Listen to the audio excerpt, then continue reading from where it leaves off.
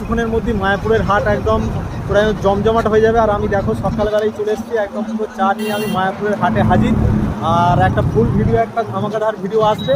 আর তোমরা বাড়িতে এই ভিডিও না দেখে তোমরা অবশ্যই চলে আসো। আজকে মেঘলা আবহাওয়া আছে, মায়াপুরের হাটে এলে তোমরা অনেক কিছু দেখতে পাবে। আর কেনাকাটা না থাকলেও তোমার তো দেখার অনেক কিছু আছে।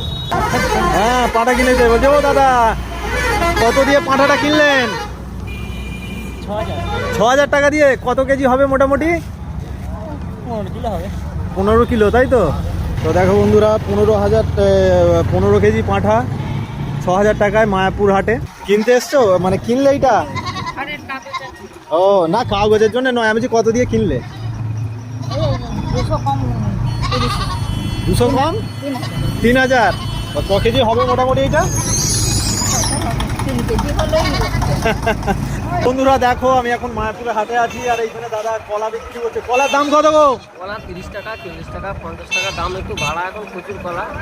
আচ্ছা। কলা এখন ঠিক মতন ঠিক পরকা করতে পারছি না, ঠিক আছে? আপনারা আসুন, কলার দাম ঠিকঠাক করে নিয়ে নেবো, কোনো চাপ নেই, ঠিক আছে? কোনো চাপ নাই।